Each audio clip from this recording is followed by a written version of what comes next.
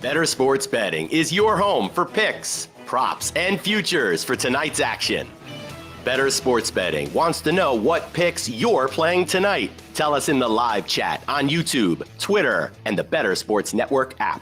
This is Bettor Sports Betting with Fantasy Alarm's Dan Servodidio. What's going on, everyone? Welcome in here to the Bettor Sports Betting Show on Bettor Sports Network and Fantasy Alarm on YouTube, Twitter, the BSN app, wherever you're watching. We appreciate you guys joining us here on a Monday. We got almost a full slate of games, plenty of teams in action tonight for the Major League Baseball schedule to dive into. And I got Howard Bender here on this Monday to give out some picks. What's up, Howard? What's up? We don't have anything close to a full schedule tonight for MLB. This is a short little slate. This is just like a little beanie baby slate. One day game. We got one starting at 6:40, and then what do we got? We got like 7 or 8 games later on tonight. Man, I was like diving through stuff trying to find something that I liked all morning long just to pop it up for the show on this tiny little baby slate. Yeah, I guess it's not a full 15 game slate, but I mean, still it's better than the 3 or 4 gamers that sometimes I know there's one coming up, I think on Thursday that we got. Just kind of looking ahead, I'm like, oh, well, that's going to be a rough one. So we'll see. We'll get to that. But, yeah, I mean, just enough games to dive into. And I know we both have some picks for you guys. If you got any questions, comments, picks you want to give out to us, definitely hit us up in the chat, and we'll respond to those. We'll answer your questions that you got for tonight's Major League Baseball games or anything sports betting related. We got Andrew Cooper coming on. At in about 20 minutes here, 15, 20 minutes to talk some NFL prop totals, NFL odds for the upcoming season. He got a great article up on fantasyalarm.com, so you can pull that up as well. But it's just kind of breaking down some fantasy football ADP compared to some prop totals that are out there on DraftKings Sportsbook or wherever, and just trying to find value in some of the wide receivers' yardage totals. So we'll bring him on to talk some of those and give us some winning picks that he made and looked at last year, and kind of looking right into this year, which guys he thinks might be a little undervalued or overvalued in terms of the betting market compared to fantasy football ADP and vibes. We got NFL training camp starting up, and already have some injury news out there, and we have some articles up on the site right now. Actually, Kadarius Toney is an injury that you got to monitor for the Chiefs wide receivers. Nyheim Hines now looks like a season-ending injury for that Bills backfield. So this all moves some betting markets as well as fantasy football stuff. But in the betting, obviously, side of things, like you're looking at overs on some of these Chiefs receivers. With Tony's injury news, this all stuff we'd dive into this whole off season, and we'll definitely touch on that with Coop today. But yeah, let's just kind of dive right into baseball, because we got to get some picks out to the people before we bring Coop on. So our best bets for tonight on this Monday slate. What do you got for your top pick here? For my best bet, I'm just going to go real simple with a prop. Freddie Freeman over half a run scored. It's -110 on BetMGM. It just seems like a real easy prop to throw down a little bit of money on, because I mean, Freddie Freeman, he's over his last 30 at bats, he's 14 for 30, which is a 467 average. I think he scored like 8 runs over his last 6 games. A couple of home runs in there. I mean, Freddie Freeman, he's destroying right-handed pitching. This is not a tough matchup for him or the Dodgers for that matter. And so, I mean, to see Freddie Freeman to score a run tonight at -110, I'll load it up. Yeah, I like that pick a lot. I wrote up Freddie Freeman as a option of his fantasy points player prop over at the Underdog Fantasy article that I do every day over in Fantasy Alarm. So you could check that out for some more analysis. And I'll just piggyback right off of that, because one of my picks is going Freddie Freeman over his 1.5 hits, runs, RBIs. So I'll take your runs scored. I'll take 2 runs scored for this one. But you mentioned he's been on fire right now since the All-Star break, hitting .441 with a 1450 OPS. He's been over 1.5 hits, runs, RBIs in 6 straight games coming into tonight. and 18 of the past 22, if you kind of go back a little bit throughout July and even in the end of June. But he's been on fire here. And, I think that he's going to be in a good spot with Jose Berrios. Worse splits on the road for Berrios, allows some better numbers to left-handed hitters compared to righties. And Freeman has, that split on his favor too. 337 batting average against right-handed pitching this year.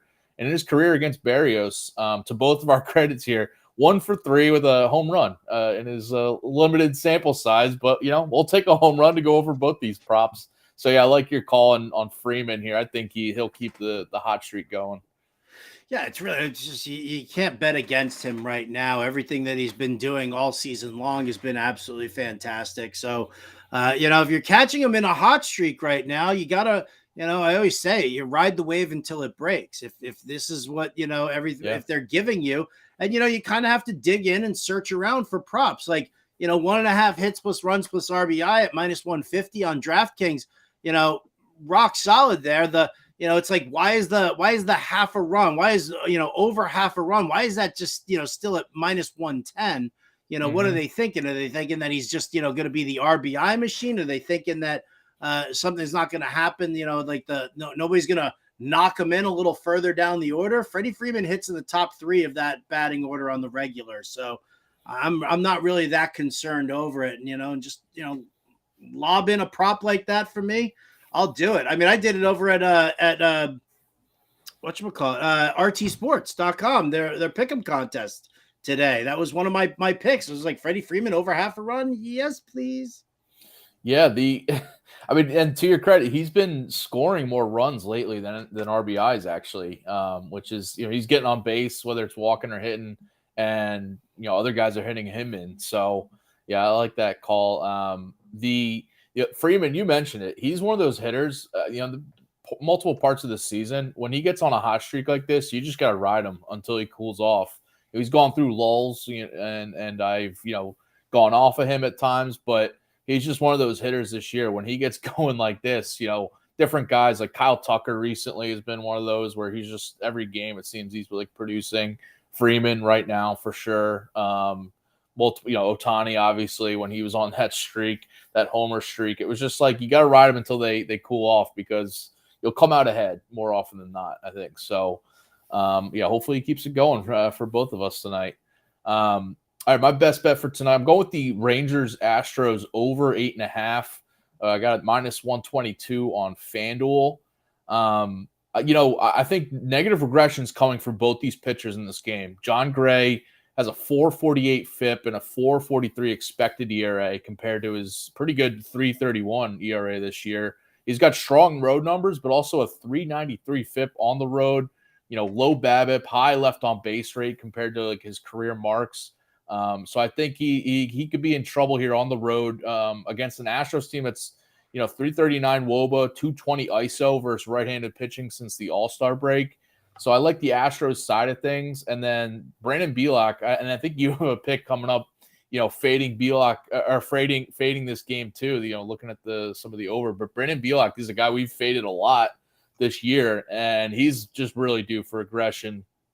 5.48 expected ERA, 5.14 FIP compared to his 3.46 ERA this year. Also a guy with a high left on base rate right now.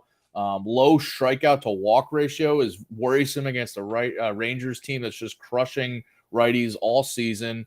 And since the All-Star break, a 362 WOBA, 226 ISO versus righties. So I think, Bielak, if you look at his like home ERA, it's pretty good, but he's also had favorable home matchups. Rockies, the A's, Twins at the beginning of the season when they were down, Mariners too. Just like, when he faces the Rangers here, though, it's just kind of a different animal. And he just allowed 5 runs to the Reds last month at home too. So I think like regression's coming for him. I like the full game over here, 8.5. Not too bad of a number. I think that we could get, double-digit runs here for both teams.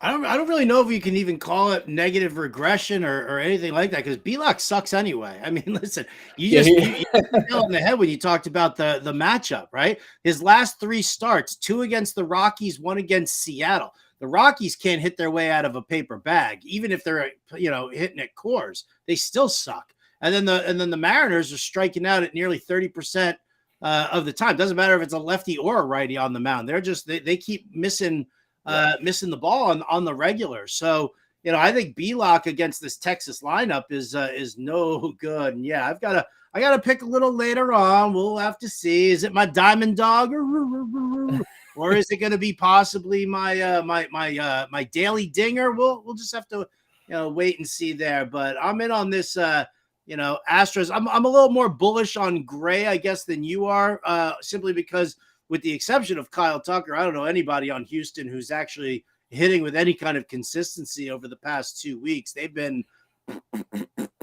pretty bad, but again, home start for them, hitter friendly ballpark. And yeah, they know that they're going to have to offer up some run support because Belak is just not going to contain the Rangers tonight.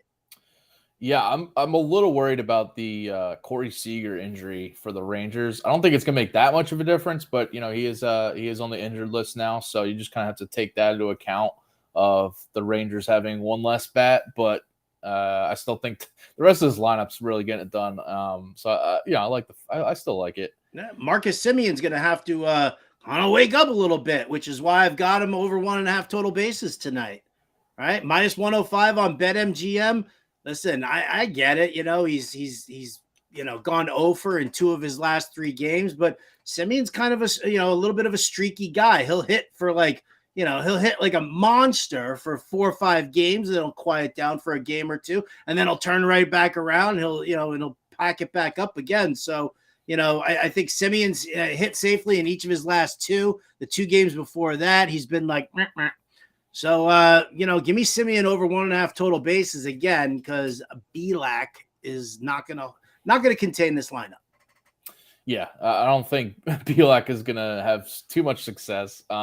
You mentioned the Rangers are also a team that they don't strike out a ton versus righties, but in general, they also draw a lot of walks. So it's like Belak I mentioned his K to walk ratio is low, and it's just a little worrisome when you're facing this lineup. So. Yeah, good call on the semi. And he's a guy that's got to step up now even more with Seager out. I mean, he's going to really take the reins of that top of the order for the Rangers. So, no doubt. Yeah. Another pick all throughout here. I'll go back to the Dodgers game. We like Freeman here. I like the Dodgers money line too. Minus 120 on FanDuel.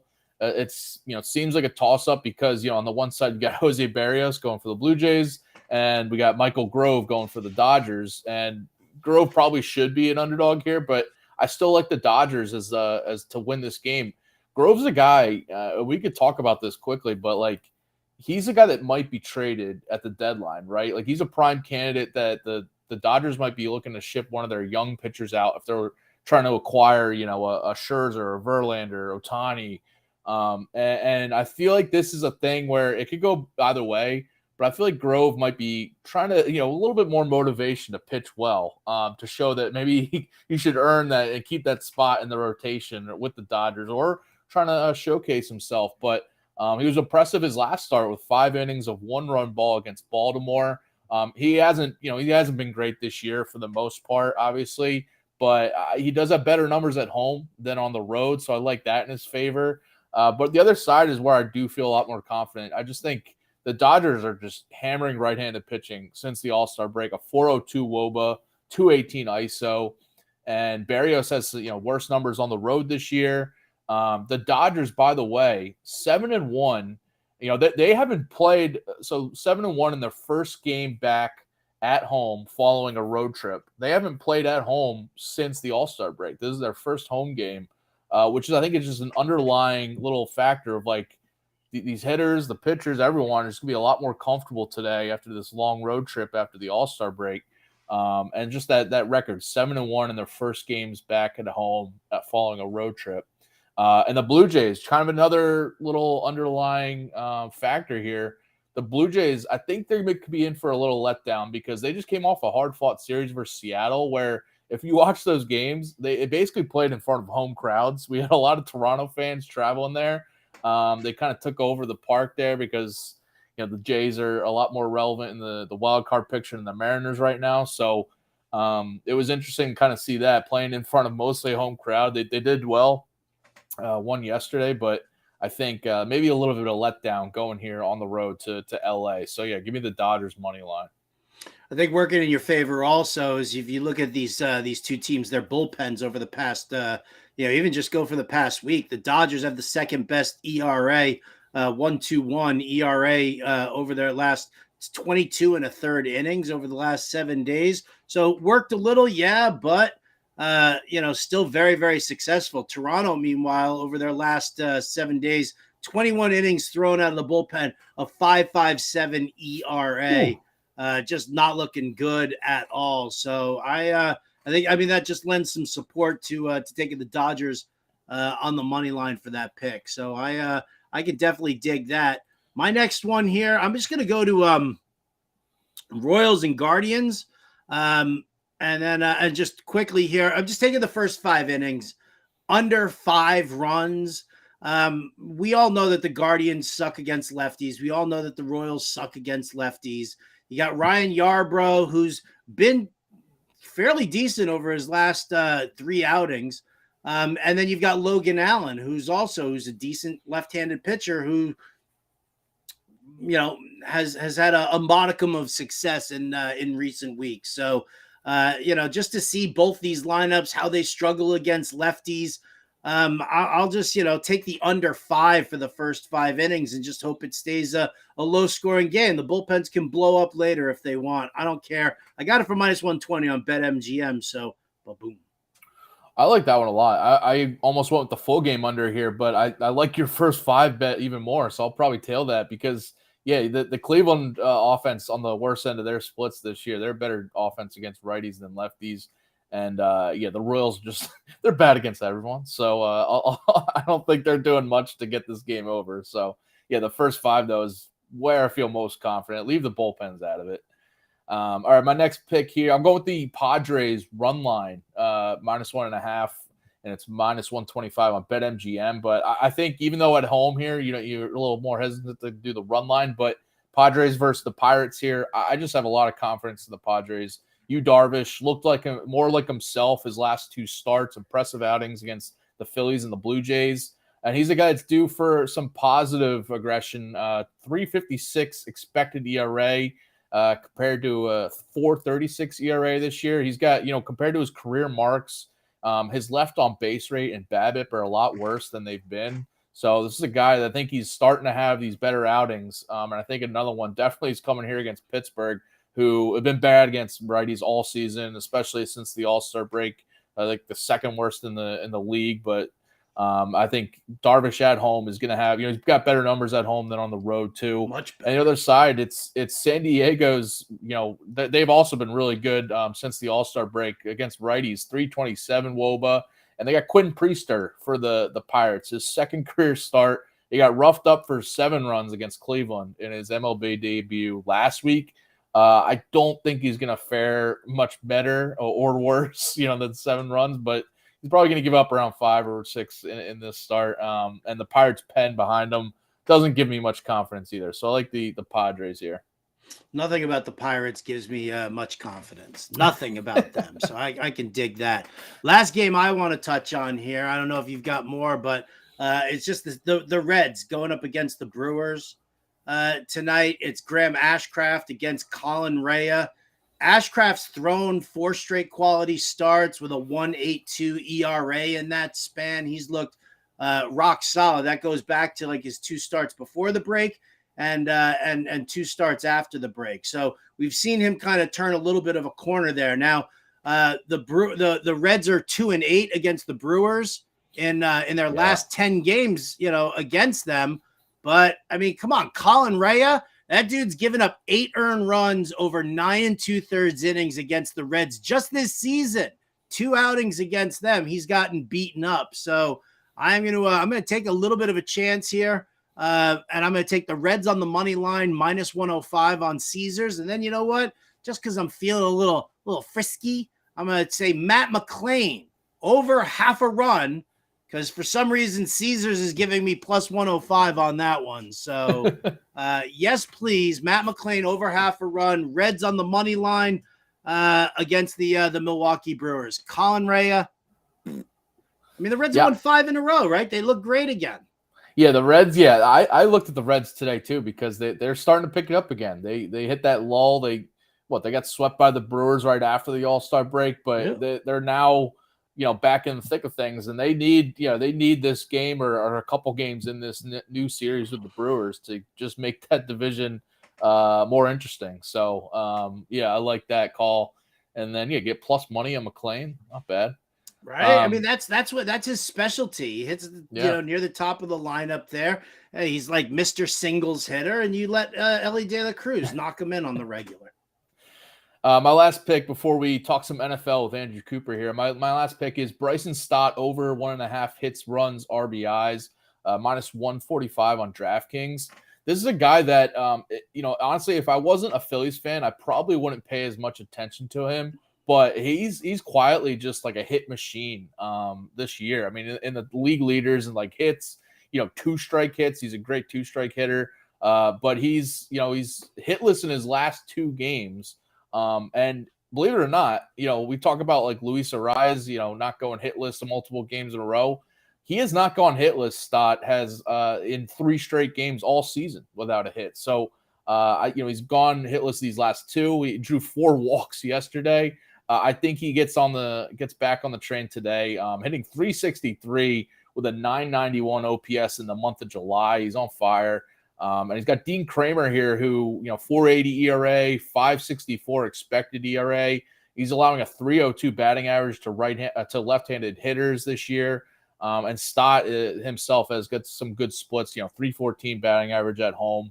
2.99 batting average against right-handed pitching. So I like Stott to get back on the train here over his hits, runs, RBIs prop. Listen, you're Mr. Phillies, so I will happily defer to you. Like when you find like a little nugget like that he hasn't gone hitless in 3 straight games all season, like you have to pay attention to that. I think I've talked about it here with you. I did that with Vladimir Guerrero like 2 years ago. Yeah. Dude he'd go over, and then the next game he would immediately light it up again. So I just kept hammering like his total bases prop the day after an over, and it crushed. So I got you on that. All right, let's flip gears to NFL. And by the way, if you haven't already, go get the Fantasy Alarm Fantasy Football Draft Guide. That's up right now online. You can get it for free if you have the All-Pro subscription to Fantasy Alarm, or you can get it for $26.99. But yeah, this draft guide is everything you need from best ball drafts, dynasty drafts, rookie drafts, rankings, off-season news, everything, draft strategies. And one guy that's got a bunch of articles up there for the site in this draft guide is Andrew Cooper. And we're bringing Andrew on right now to talk some NFL, fantasy betting, all of it combined. What's up, man? Somebody say football? Come running right away, dude. I just I sit here with my light on and my camera on, just waiting for somebody to let me on to talk football. So you've been a busy guy. You got a new show? I have a tab up right now looking at Bryson Stott. So I might be getting down some baseball today, but football, man. Let's go. Yeah, you got your new show that's live right now, right? Yeah. We had the first episode Monday. Just had one about an hour ago with guest Scott Fish to talk quarterbacks. That's all up on YouTube, on Fantasy Alarm, also up on Spotify, Amazon, Apple, wherever you get your podcasts. So we're doing good here. All right. Sweet. Well, I mean, we gotta take the fantasy out of your mouth now. Get it out. And we got to talk about the prospects, because I mean, listen, I think it's fantastic, and I've long been a proponent of mixing fantasy with sports betting, because I mean they do go hand in hand. You think about it, when somebody's like, "Oh, I don't know who to start in my lineup, this, or this guy." Well, what do the props say? Like the prop says that this guy is gonna, his over under is 75.5 yards. This dude's over under is 52.5 yards. You tell me which guy you want, because even if that other guy hits the under, right, on his 75.5, chances are he's probably still beating what the other guy's doing. And so the fact that people kind of miss out on that, I think is it's just a huge disservice to your own fantasy game or your own betting game for that matter. So let's talk about this article here. I love the way you have it here, identifying wide receiver values using their NFL player, their props. And let's talk about it, because Devontae Adams versus AJ Brown, don't care what the ADP is. Let's talk about what Vegas is telling you. Vegas is telling you who is going to end up being, or could end up being, the more valuable asset. Yeah, for real. Howard, you hit the nail on the head there. Like, just think about people, like interactions with people. Has it ever been a good idea when everyone says like, oh, I'll just do it myself, right? I'll do it myself. That's like such a stubborn thing to say. Everyone wants to do it themselves without incorporating stuff like this. Why don't we look at the odds when we do our picks or fantasy, and also look at ADP when we're dealing with these odds, right? See what the public's saying on both sides. So that was the first one, the one you pointed out, AJ Brown, Devontae Adams. AJ Brown goes ahead of Devontae Adams in virtually every single draft, right? But if you look at the lines on a site like DraftKings, they have Devontae Adams' reception set at 99.5. 99. They have his yards at 1,300, touchdowns at 8.5. That projects out to 280 fantasy points. AJ Brown, they have less in every category, and not even just a little less. Adams is at 99 receptions. AJ Brown's at 75 with their book. Adams is at 1,300. AJ Brown's at 1,050. Even touchdowns. Adams 8.5. AJ Brown 7.5. So if you look at the ADP and you look at that, there's two ways to go with this, right? You could bet the under on Devontae Adams if you really, truly don't believe in Jimmy Garoppolo in that situation. You could bet the over on AJ Brown, or you could fade AJ Brown and draft Devontae Adams. There's a lot of ways to use this information to your advantage. So that's what the article is about, is getting you the information. Now, me personally, the way I've analyzed this is I looked at every sports book, not just DraftKings, right. Caesars, MGM, FanDuel. I could not find one place that had AJ Brown ahead in any of these numbers. So I just put it, AJ Brown, I put the yellow tape around him for fantasy drafts, and I'm actually willing to bet the over on his numbers. So I'm betting on AJ Brown I'm basically taking the side of the market, right? Everyone loves him for fantasy. I'll bet the over. I know betting overs is tough because injury can get you too, but I'm willing to bet the over, and I'll save myself from that disappointment in fantasy. So that's one example of how you can use this article and use this info. Another interesting comparison here, Mike Evans versus Chris Godwin. Both in the same offense there in Tampa Bay, and we got Baker Mayfield behind center, presumably for this season. But how do you kind of view Evans versus Godwin? Evans has a higher yardage line on DraftKings by 150 yards over Godwin, but Godwin's the guy's going higher in fantasy drafts right now in terms of ADP. So what do you kind of make of that, comparing these guys? Yeah. Now, the thing you have to be careful with is that the gambling books and the community, they're trying to take advantage of public sentiment. So in this case, I actually, and John and Pemba would personally scold me if I sided with Baker Mayfield on one of these bets. But when I look at these lines, I think that what's happening is Mike Evans has had 1,000 yards every season, and these books are basically saying, you know what, we can get people to bet the over on Mike Evans by just setting it anywhere under 1,000, and people will say, oh well, he always has 1,000, so let's bet it. But me personally, I'm willing to, even though I'm a Mike Evans fan, bet the under on that line. And again, you get 2 outs because injuries help you out, and he's missed games in the past. But when I see these ones, I think that's what they're trying to do. Now, when I look at the Chris Godwin line, that honestly looks low for me. And Howard, I want to get your take on this, because we've talked about this in the past, and we believe that Baker Mayfield, probably his skill set translates better to Chris Godwin. They got him set down so low, as Servo mentioned. We're talking 775 yards. He hasn't had under 800 yards since his rookie season. So, Howard, what are your thoughts on that? Does that scare you off from Godwin in fantasy, or are you considering maybe taking the over on something like that? No, listen, the funny thing is that, I don't know. Vegas builds these over-unders a lot off of algorithms, where they start taking, what the player has done. They factor in what the QB has done as far as, passing yards and things like that. The one thing that I question, and this is something that's going to be very interesting to watch this year, because there are 16 new offensive coordinators. You only have like 4 or 5 new head coaches, but you've got 16 new offensive coordinators. Is Vegas adjusting the lines based on what they know of these systems, or are they just still basing the lines off of what their algorithms are reading off of last year's data. And that's where I find it incredibly, interesting when you look at, Godwin versus Evans.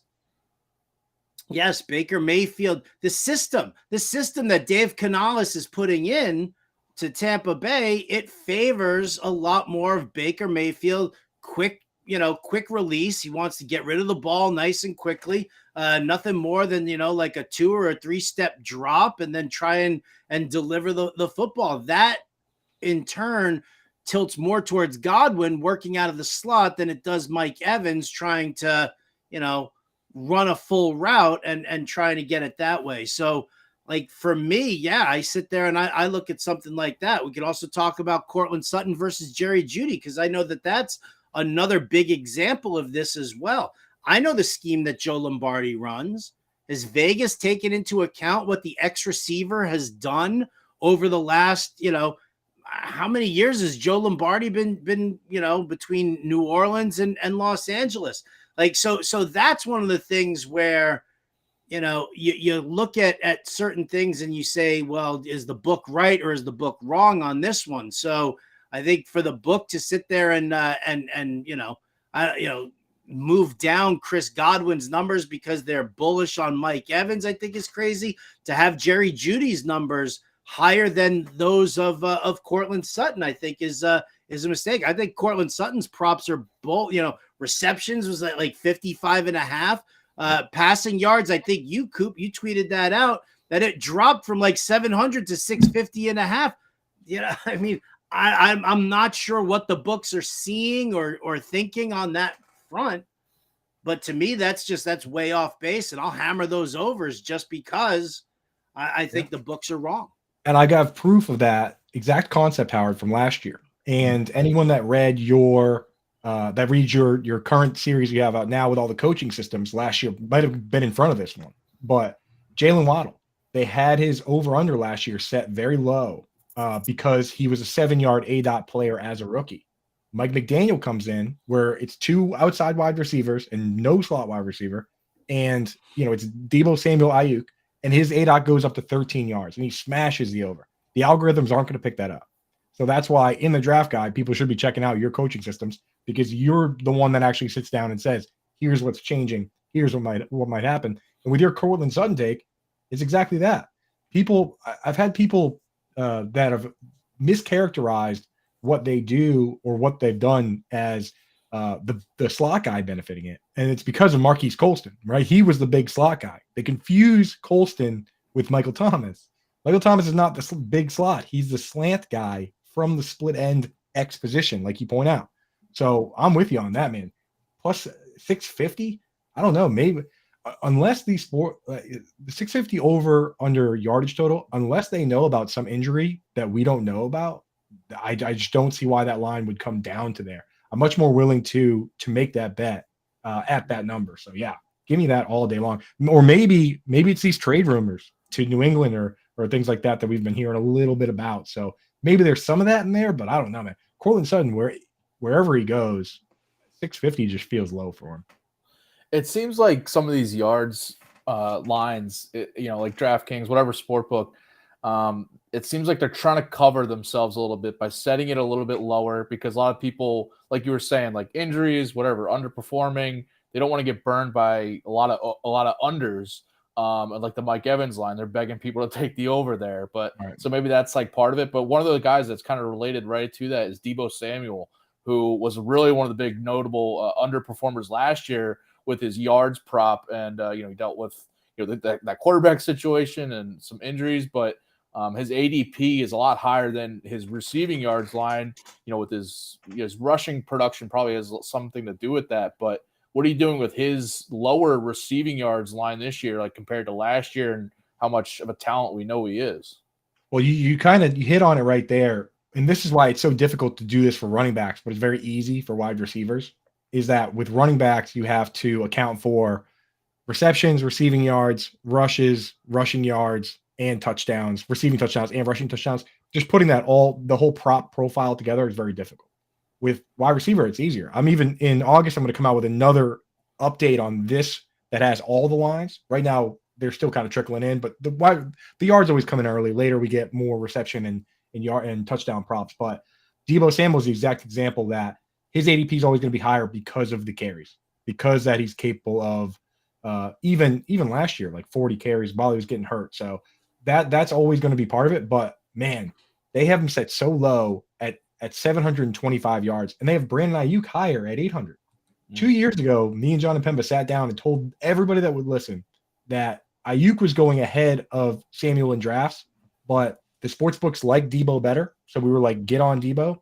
This year, it's the complete opposite. They like Ayuk better. They have Ayuk ahead of both Kittle and Debo. So at value, I just feel like Ayuk's going to be the better option, even with the carries. And the problem with the carries, like, that's great and all for best ball, but it's redraft season now. Like, best ball is fine, but now we're talking about real fantasy leagues where you have to set your lineup every week. And I don't know if anybody had Curtis Samuel in 2020, but playing the guessing game of when or not he's going to have a 15-yard rushing touchdown, there you go, Howard. It was every once in a while, it was awesome. Most weeks, though, it's like he catches 2 passes for 15 yards, or he has a carry for -5 yards, and that's just like, right? It's like, so in best ball, fine, but just playing that guessing game is so tough that I'm staying away from Debo in my leagues where I set lineups personally. I'm gonna make a note for myself to write that article that just entitled "The Books Are Wrong, Motherfucker." Right, they're so off. One more for me, Coop. I know you're a busy guy. I don't want to keep you too long here.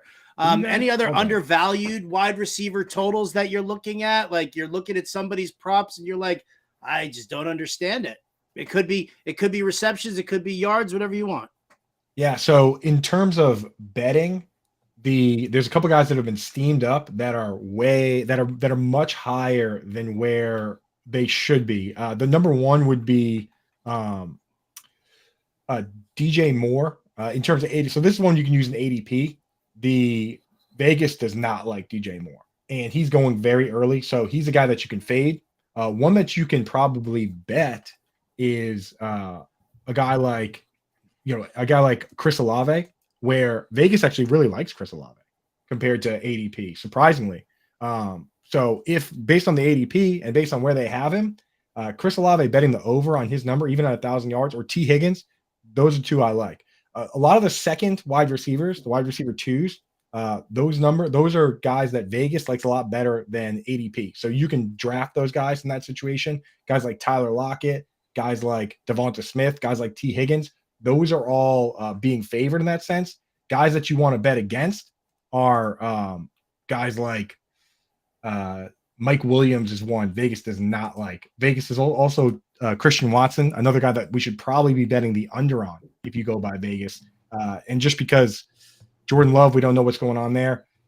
There's a number of them. And again, I lay it out in the article as best I can, but betting the unders mathematically is the way to go. If you go through these lines and you see anybody that you think that the line set too high, take that bet simply because unders hit about 60% of the time on these bets, and you have 2 outs. You have them just not producing and also injury.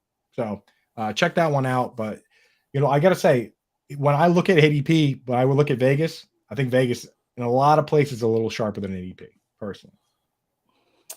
Great stuff from Coop. Last one for me before we let you go here. I wanted to ask you about this whole Kadarius Toney situation with his injury scare here in training camp and how that maybe might affect this Chiefs wide receiver core, because I was actually just looking on DraftKings to see if his yards prop was still up there, and it looks like they took it down.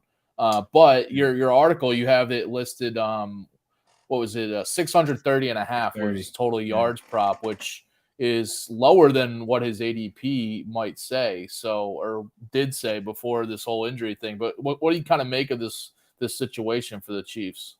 Yeah, I mean, they're propping up his value by having his all the guys around him in terms of yardage. They have him at 5.5 touchdowns. All the rest of those guys are at 4.5. That's probably what people are leaning on. But to be honest, my policy is not to guess who's going to get hurt, but if they're hurt while I'm drafting, I'm out. Like there's no reason to draft injured players that are currently injured. That's where I stand on it. Like, you're just setting yourself up for a season like Odell Beckham Jr. or Michael Thomas when they were injured already, right? Like right now, I'm not going to fade Michael Thomas because he's not hurt. But if he has one calf strain or hamstring or anything, he's out. And I'll tell you what, this Kadarius Toney news, you don't want to root for injury, but a guy named Dan Servodidio, very sharp fella, during the NFL draft, while I was live, you came on when Rashee Rice got picked, and you popped in. We had a quick segment, and you said, "Hey, right now, he's plus 5,000 for Offensive Rookie of the Year, and he just got drafted by the Chiefs." And on my second screen, I went over and I laid $100 on that to win 5G. There you go. In that moment. I know, Howard, you're in too. So, no, you don't root for injury. Laid that action too. Yeah, exactly. So you don't root for injury, but if my man Servo says we're betting this guy and guys happen to get hurt and that helps me out, so be it, right? So Rashee Rice has got to be on everyone's radar. This is a guy that profiles kind of like a Keenan Allen or a DeAndre Hopkins. Not particularly fast, but he's fast enough. And contested catches is his game. 16 contested catches last year. Put the ball up, this guy finds it, man. And Patrick Mahomes, he can put the ball up in places that are easy to find. Well, yeah, that's good that you just said that because you know what? In all honesty, Servo and I had a little bet going down before you showed up, and I said, you know what? I'll pay you $20, and I'm gonna fire Coop right on the spot if he says it's Sky Moore season. But since you didn't say that, I feel a lot better about the whole thing. The Rashee Rice bit definitely took that sting off. Sorry, sir. Sorry to cost you $20 there, Servo. Rashee Rice. It's Rashee Rice season instead. It is.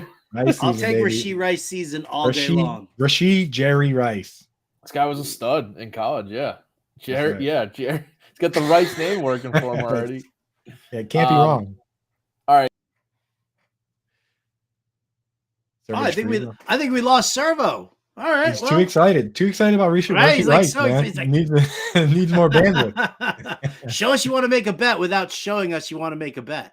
That's right, dude. I'm taking over the show. Sorry, because I didn't say Sky Moore, Servo is actually the one that got fired. I'm now, it's like Highlander. There can only be one. That's all good. Coop, before we let you scooch on out of here, again, I don't want to keep you.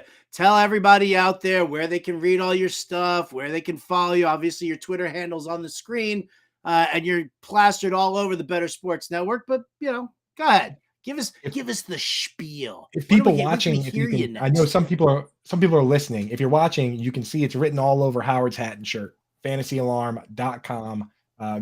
Just click the NFL tab. Half the articles there are by me, and the other half are written by very smart people too. So check every single one out. And this week coming up, the world famous tight end series starting tomorrow with the Elite. We're doing Elite. Last year what I did is I wrote the big tight end Bible that has all the information in it. So now we just give you what you want. The Elite, the fades, and then the yin and yang tight end. So that's all coming to wrap up the draft guide. Make sure if you haven't got that draft guide yet, it's crazy not to, because we update everything regularly. It's all there, and everything coming out next is going to be there. So there's no reason to wait. Get it right now. It's on Fantasy Alarm, $26.99. Awesome. Coop, thanks so much for joining us, man. Really appreciate it, and we'll catch up with you for sure. See you, Coop. Thanks. Cheers. Take it easy, boys. Right. Sorry, I got a little disconnected there, I think. But yeah, awesome stuff from Coop. Just using player prop totals is like something that people don't really think about doing, but it just you can be very profitable. Yeah, and you can be very profitable either way, whether you're using it for fantasy or for betting. So yeah, I'm gonna tell him to add to his tight end series because he's so great with the tight ends. Yeah, just add to the tight. Give me top 5 over-unders on tight end props. I don't care, receptions, yards, whatever you want to do, but give me just your top 5 overs or unders, doesn't matter. And we'll make sure that we get that out to everybody who subscribes over at Fantasy Alarm. We might even talk about it here on this show. We might. I would if he's coming out with that. I would talk about that. All right, let's flip gears back to baseball here for just a couple more segments here before we let you go. But let's talk about our plus money picks for tonight and our Diamond Dogs for tonight's slate. Oh, Maybe we don't have the intro here, but all right. So Howard, what do you got for your? Do you want me to dog? sing a couple of hum a few bars of that? Do you just want me to go? We could just bark for a little bit. All right. Well, you alluded to my diamond dog earlier in the show. I'm staying on the Texas Rangers against Brandon Bielak, and I don't even know, like the rest of that Houston bullpen. You're going to give me plus 105 on over 4.5 runs when the Texas Rangers have averaged 5 runs per game over their last, I don't know, 12 to 15 games or something like that. They've averaged over 5 runs. So, give me a plus 105 against Bielak. I think that's the way to go. I like that a lot. I mean, that'll help my full game over in this one. But yeah, the Rangers side of things against Bielak and the Astros bullpen, which has been, kind of in the bottom tier since the All-Star break. They've struggled a little bit. So I like that team total for sure. And you mentioned like maybe a little bit more pause going against Gray than Bielak in that game. So I think that the Rangers side of things is where I feel more confident about. All right, my diamond dog for tonight, I'm going with Kenta Maeda over 6.5 strikeouts at plus money, plus 124. It's risky here getting to 7+ for him, but he's been really trending up since he returned from the injured list in June. He's got 36 strikeouts over his 26 1/3 innings in this stretch over 5 starts, averaging over 7 strikeouts per outing here. 2.73 ERA too in this stretch since returning from the IL. And he's got this Mariners offense, which continues to strike out a ton against right-handed pitching. It's just crazy. It's just the thing that's been happening all season long. It hasn't stopped. 26% strikeout rate versus righties overall this year, second worst behind the Twins, ironically. But since the All-Star break, a 28% strikeout rate against righties, even worse, a low 8% walk rate as well. Maeda just faced Seattle last time out. Had 9 strikeouts over 6 1/3, pretty good innings there. I think he can get to 7+ here. He struck out 8+ Ks in 3 of his last 5 starts. I mentioned this strong stretch here, so I like him to keep it going here. I'll get plus money to have at least 7 strikeouts. Yeah, Seattle's whiff rate. I mean, it can't all be Eugenio Suarez, can it? I mean, it seems like it might be, but yeah, dude, they strike out so much. It's absolutely bonkers. So, I mean, listen, yeah, if you're you might as well for plus 124 on FanDuel. I mean, if you're not gonna like over bet this anyway because it's plus odds, but if you throw a unit on there, is that the end of the world that he comes in with 6 strikeouts? No. But if he pops that over because Seattle's just brutal, well, then I'm there for it, man. I like it. I like it a lot. All right. So so those are our diamond dogs. And we got our home run calls to give out to you guys. So our daily dingers for Monday night.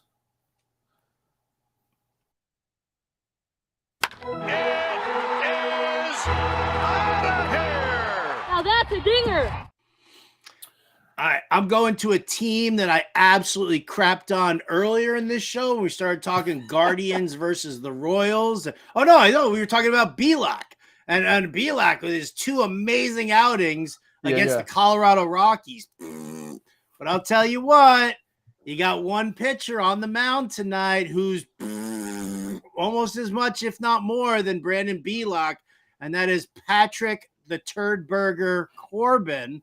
Dude serves up home runs left and right, 3 home runs allowed in his last 3 games. Yes, he's had a couple of decent outings, his 3 of his last 4 outings, but when that dude gets beaten up, that dude gets beaten up. And here you go, Randall Grichuk. Go figure, Randall Grichuk.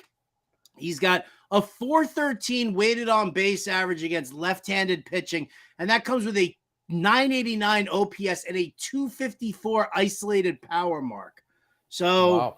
I don't give a crap if he goes 1 for 8 in this game or whatnot, as long as that 1 is the home run. And at plus 425, Think I'm getting any plus money odds for a home run against Patrick Corbin is not bad. I couldn't believe it was 425. I was like, oh, I'm gonna check out what the home run prop total is on this one here, thinking that they're gonna be like plus 270 or something like that. Nope, 425. Oh, not too bad. Not too bad. It's because the Rockies suck. Yeah, the Rockies. Yeah, who knows? The Rockies probably won't win that game with Corbin, but they might score plenty of runs. All right, my home run call. I'm going with Nolan Gorman for the Cardinals here. He's been hot since the All-Star break. 367 batting average, 767 slug, 3 homers in these 9 games. 17 of his 20 home runs this season. He's got 20 homers now. 17 of those have come against right-handed pitching, and he's got Ryan Nelson on the mound for Arizona, who's allowed 6 home runs over his past 4 starts combined. He's also got terrible home numbers this year, an 8.08 ERA, and also just a 357 batting average allowed at home as well. So I think he's going to run into trouble, even though the Cardinals are very hit or miss, up and down, but I think Gorman can go deep here. So plus 330 on DraftKings, I'll take it. Yeah, listen, I was debating whether or not I've got Gorman in a bunch of fantasy leagues, right? And the dude was money in the bank to start the season, and then all of a sudden, I guess it was like June when the guy just took a dump on himself, and he was striking out way too much. He was batting like 130 or something like that, but. He's hitting over 300 over the last 2 weeks right now. Yeah, he's throwing a little bit of power in there. So, they didn't post odds on this game, on this St. Louis, Arizona game early on in the morning when I was looking at it, because I was eyeballing this whole game for the over. And I would probably still do it. I don't know what it's at right now, the over, the line on this one, but Waino and Nelson. Yeah, sorry. I'm in on that. So, Gorman hitting a home run off of Nelson. I'll sprinkle a little something on that, Servo. Yeah, it's 9.5, and it's minus 122 the over. So it's I'll take up. The over. Yeah, lock it in. I mean, who knows what you're gonna get with Wainwright tonight, right? So I know. I know what you're gonna get from Wainwright tonight. You're gonna get 3 2/3 with 6 earned runs. Yeah, he's not going longer than 5 innings, so we know that. In his first start back from the IL, so yeah, the over looks like the smart bet there, and yeah, it's trending that way. And the Diamondbacks are minus 155 on the money line too, so we'll probably get the most runs from the D-back side of things there. But I'm still going Gorman to go deep. All right, so those are all our picks for tonight's slate this Monday night. Plenty of stuff. We, go back and watch if you missed any of it. We got some, plus money picks out there. We got props. We got money lines, run lines, all that good stuff. So appreciate everyone joining here. And we'll be back tomorrow at 4:00 Eastern as we do every day here. By the way, coming up after us, 5 p.m. Eastern, Quick Pitch MLB DFS live show with John and Pemba and James Grande giving you guys the DFS advice. At 6 p.m. Eastern, Alarm Fantasy Baseball Podcast with Matt Sells and Colby Conway. Howard, it's been real. We'll have you back later this week. But, tomorrow we'll be back at 4 p.m. Eastern to give you guys more picks. Thank you, guys, and good luck tonight. See ya.